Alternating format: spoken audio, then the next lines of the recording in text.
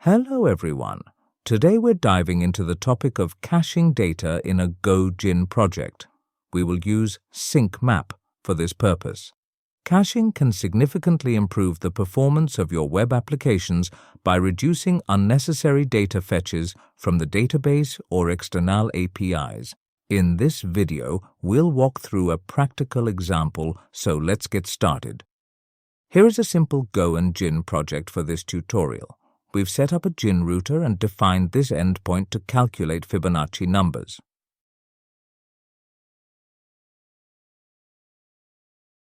In the handler function, we read the URL parameter n. The parameter is read here and stored in this variable. Then we call the calculate Fibonacci function. All magic happens here.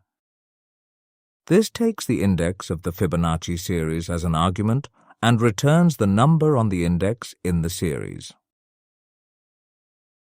At the end of the handler function, we render the result.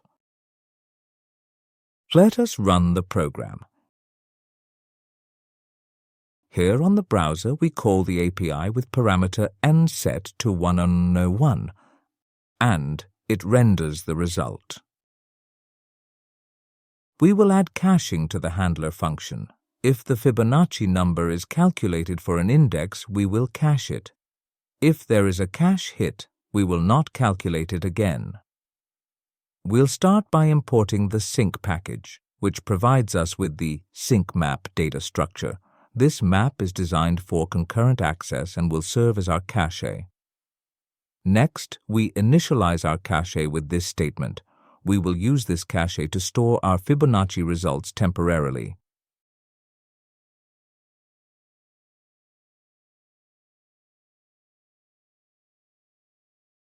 Before doing the calculations, let's check if the result is already in our cache. We do this with the cache.load function. If it's there, we have a cache hit and can return the cached result instantly. If it's not in the cache, we have a cache miss. This means we need to calculate the Fibonacci number.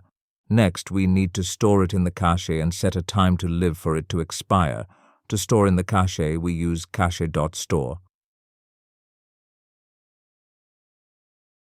Let's say we want to clear the cache after 5 minutes. Here we will use GoRoutine to later clear the cache.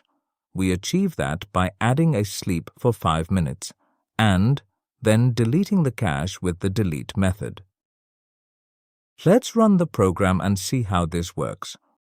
We have the server running on 8080 port. In the browser, let's hit the endpoint. We have passed AN as 101. And here is the result. In the console, we can see it was a cache miss, which was obvious. Now let's refresh. Now we can see there was a cache hit. Our cache works. We've successfully implemented caching in a Go project using sync map. Caching can significantly improve the application's performance by reducing the load on the data sources. Feel free to customize this code for your projects. This is an ultra-basic way to cache data in memory. It lacks features like cache size management, distributed caching, cache invalidation, and automatic data refreshing, making it less suitable for production. Dedicated caching systems like Redis or specialized Go caching libraries offer better performance and advanced features for real-world applications. If you found this tutorial helpful, don't forget to like and subscribe for more Go programming content. If you have any questions or suggestions for future videos, please leave them in the comments section below. Thank you for joining us today. We look forward to bringing you more informative content. Happy coding, and see you in the next video.